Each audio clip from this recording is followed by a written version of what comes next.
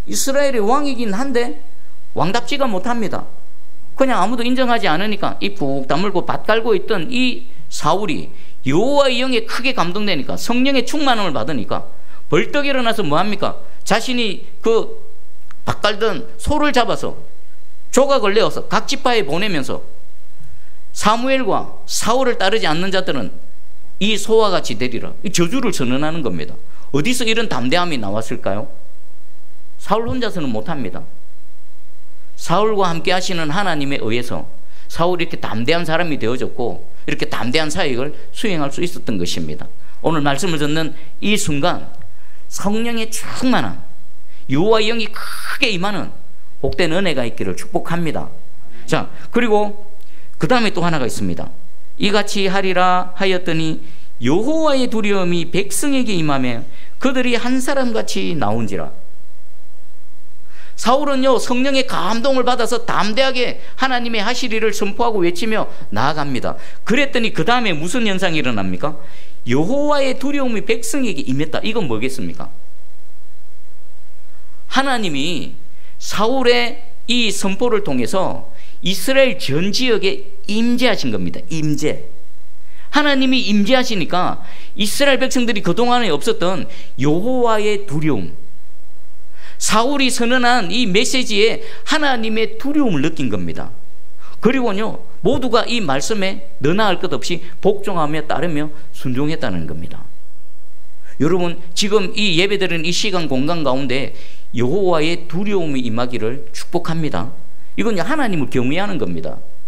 하나님을 경외하는 영이 우리 가운데 부어지는 겁니다. 또 말씀을 들을 때 우리의 잘못된 것이 드러나고 생각나고, 또 기억날 때에 하나님 앞에 겸손히 무릎 꿇는 건 뭡니까? 회개의 영이 임하는 겁니다. 그게 다 여러 방면으로 나타나지만 딱 하나입니다. 하나님의 임재. 시내산에 임재하셨던 여호와의 임재가 있으니까 이스라엘 백성들이 부들부들 떨지 않습니까? 그 두려움이 오늘 예배드리는 이 시간 공간 가운데 강력하게 임하기를 주의 이름으로 축복합니다. 자, 그랬더니 33만 명이 모였습니다. 이스라엘 전체 지파에서 30만 명, 유다 지파에만 3만 명, 33만 명이 모였습니다. 그리고는요, 9절에 보니까 무리가 와 있는 전령들에게 이르되 너희는 길르앗 야베스 사람에게 이같이 이르기를 내일 해가 더울 때에 너희가 구원을 받으리라 하라. 내일 해가 더울 때는 뭡니까? 정오가 되면 너희는 구원받을 것이다. 그러니까 하루 지나고 내일 정오가 되면, 점심 먹을 때 되면 사건이 종결된다는 겁니다. 그러니까 사울은 지금 뭐 하는 겁니까? 전령들에게 그래 우리가 군사 모아가지고 한번 기회를 엿보아서 갈게, 미루는 게 아닙니다. 지금 당장 적극적으로 출발하는 겁니다. 내일 해뜰 정오 무렵에 길르앗 야베스가 구원을 얻으려면 지금 당장 뭐 해야 됩니까? 군사들을 재정비해서 출발해야 되는 겁니다. 밤새 출발해서 새벽이 될 때 동등역부터 공격이 진행되어지는 겁니다. 그래야 정오 무렵에 길르앗 야베스가 구원을 받을 수 있는 겁니다. 그러니까 하나님의 영에 감동된 사울은요, 미적대지 않습니다. 미루지 않습니다. 곧바로 군사들을 모아서 바로 달려나갈게, 우리가 내일 구원해 줄게, 우리가 구원의 은혜를 베풀 것이다 라고 호언장담합니다. 이 말을 들은 전령들이 돌아가서 야베스 사람들에게 전하매 그들이 뭐합니까? 기뻐하더라. 이 기쁨은 어떤 기쁨일까요? 야, 우리가 이제 구원받게 되었네, 이런 기쁨이 아닙니다. 이런 기쁨도 있겠죠. 근데 더 본질적으로 중요한 것은요, 하나님께서 개입하시고 하나님께서 사역을 수행해 가시니까 그 현장 가운데 뭐가 생기는 겁니까? 기쁨이 생기는 겁니다. 만약에 하나님께서 역사하지 않으시고 성령이 사울을 붙드셔서 사용하지 않으시면 길르앗 야베스에는요, 기쁨이 없습니다. 계속 울어야 되고 계속 통곡밖에 없습니다. 그런데 그 문제 속에 하나님께서 개입하시고 하나님께서 친히 역사하시니까 문제는 여전하지만 그들 속에 뭐가 일어납니까? 기쁨이 샘솟기 시작하는 겁니다. 그러니까 하나님이 내 삶 가운데 찾아오시고 우리와 함께 하시고 하나님께서 능력을 행하시는 그 표징 중에 하나가 뭐라고요? 기쁨인 겁니다. 기쁨 그냥 뭐 기뻐집니까? 기쁠 일이 생겨야 기쁨이 생기지요. 기쁨은 감정입니다. 억지로 막 내가 기뻐해야지 한다고 기뻐지는 게 아닙니다. 내 속에 기뻐하는 마음이 생겨야 되고 기뻐하는 일들이 일어나야 됩니다. 언제 이 기쁨이 생겼다고요?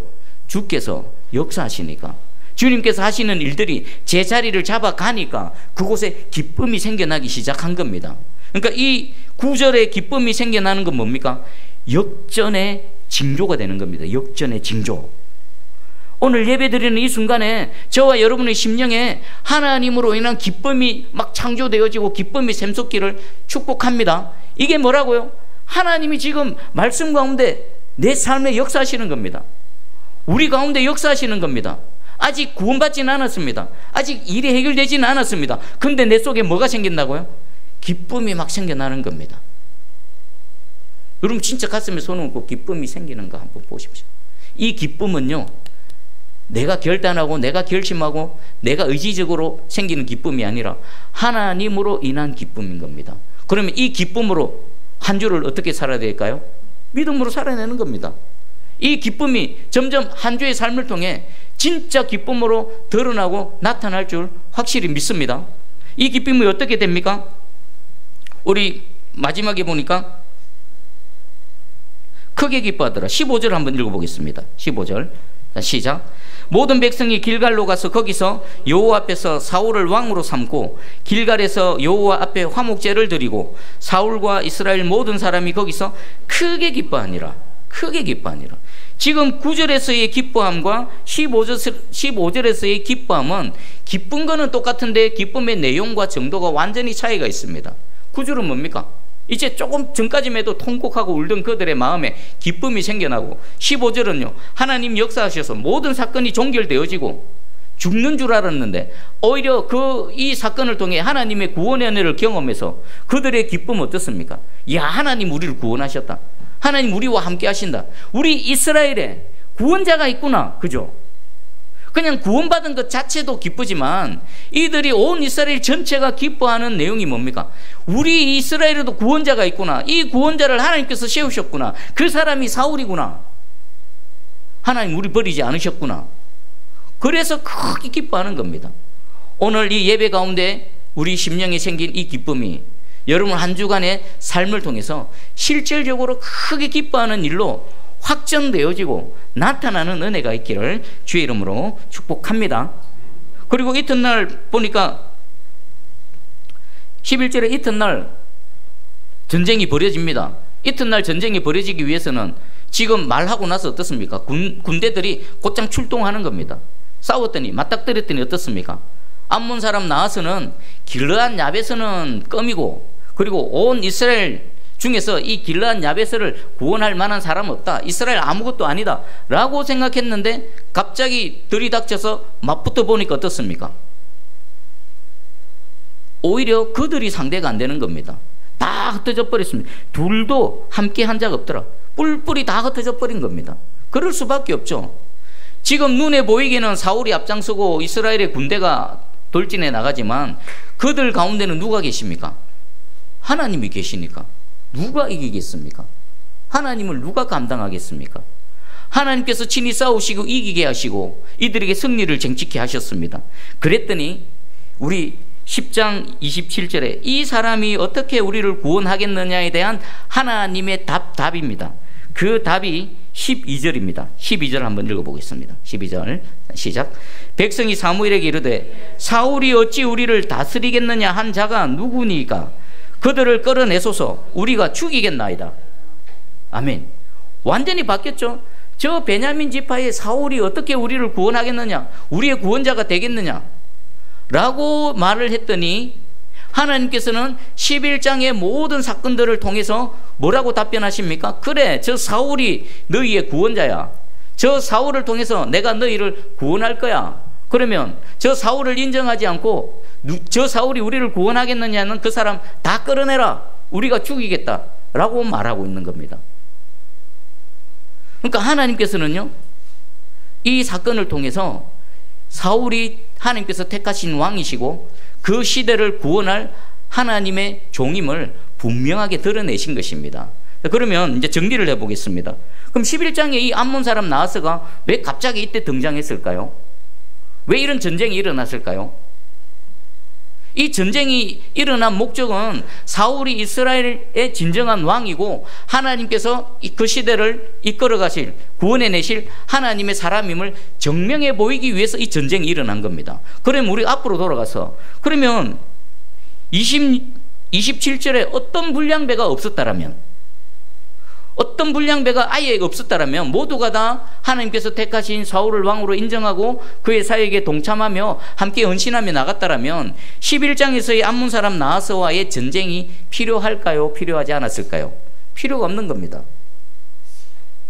오늘 이 말씀으로 여러분 무겁게 들으시기 바랍니다. 우리 가운데 무슨 문제가 일어나고 사건이 발생하고 전쟁이 일어나고 그건요 하나님의 어떤 특별한 목적에 의해서 이루어진 겁니다. 근데 오늘 이 이스라엘 백성들처럼 어떤 불량배가 없었다라면 이 전쟁은 처음부터 필요치 않은 전쟁인 겁니다. 이 불량배들을 굴복시키기 위해서, 그리고 온 이스라엘 백성들에게 사울이 진짜 이스라엘 왕이라는 것을 증명해 보이시기 위해서 하나님께서 이 전쟁을 배후에서 일으키신 겁니다. 그럼 우리도 마찬가지입니다. 우리 새순교회 공동체 안에는요 이 어떤 불량배가 없기를 주의 이름으로 축복합니다. 있으면 어떻게 될까요? 전쟁 계속 일어나는 겁니다. 분란이 계속 일어나는 겁니다. 사건 사고가 계속 일어나는 겁니다. 뭐 하시려고요? 하나님의 뜻을 보이시기 위해서, 하나님께서 친히 개입하셔서 하나님의 일을 이루어 가시기 위해서 이런 일들을 계속 일으키시는 겁니다. 그럼 우리 새순교회 어떤 불량배가 없으면 전쟁이 필요가 없죠. 그냥 하나님께서 세우신 하나님의 뜻대로 믿음으로 순종하며 함께 합력하여서 하나님 뜻을 이루어가면 그곳에는요 전쟁 필요 없이 하나님의 나라가 세워지는 것입니다. 할 수만 있다면 우리 가운데는 어떤 불량배 없이 하나님의 뜻이 온전히 드러나며 하나님의 뜻을 이루어가는 그런 우리 새순교회 되기를 주님의 이름으로 축복합니다. 그러면 혹시 어떤 불량배에 해당되는 사람이 있다면 이 말씀으로 분명히 또 경고의 말씀을 받아야 됩니다. 하나님은요 지지 않으십니다. 하나님 인간이 상상하지도 못하는 놀라운 방식으로 하나님 뜻을 이끌어 가십니다. 누가, 이 사람이 어떻게 우리를 구원하겠느냐? 하나님 답변이십니다. 그래, 내가 세운 이 사울을 통해서 내가 너희를 구원할 것이야. 그랬더니 마지막에 뭘로 끝이 납니까? 길갈로 가서, 모든 백성이 길갈로 가서 거기서 여호와 앞에서 사울을 왕으로 삼고 길갈에서 여호와 앞에 화목제를 드리고 사울과 이스라엘 모든 사람이 거기서 크게 기뻐하니라. 이 화목제는 뭡니까? 이제 비로소 임직식을 하는 겁니다. 미스바에서 왕으로 뽑히고 나서는요 그냥 각 뿔뿔이 다 흩어져 버렸습니다. 그리고 이 사건을 겪고 난 이후에 비로소 길갈에서 모두가 모여서 사울 머리에 뭘 씌우는 겁니까? 왕관을 씌워주는 겁니다. 당신이 우리 왕입니다. 하나님께서 당신을 택하셨습니다. 라고 인정하고 여기서부터 이제 공식적으로 사울이 왕으로서의 사역이 진행되어지는 겁니다. 오늘 요 말씀으로 우리가 새로움을 입고 우리 새순교회 공동체는 어떤 불량배 없으면 암몬 사람 나하스의 이 공격, 전쟁 없이 하나님 나라, 하나님 뜻을 이루어 드리는 그런 은혜의 공동체, 복된 공동체가 되기를 주님의 이름으로 축복합니다. 아멘. 자, 기도하겠습니다.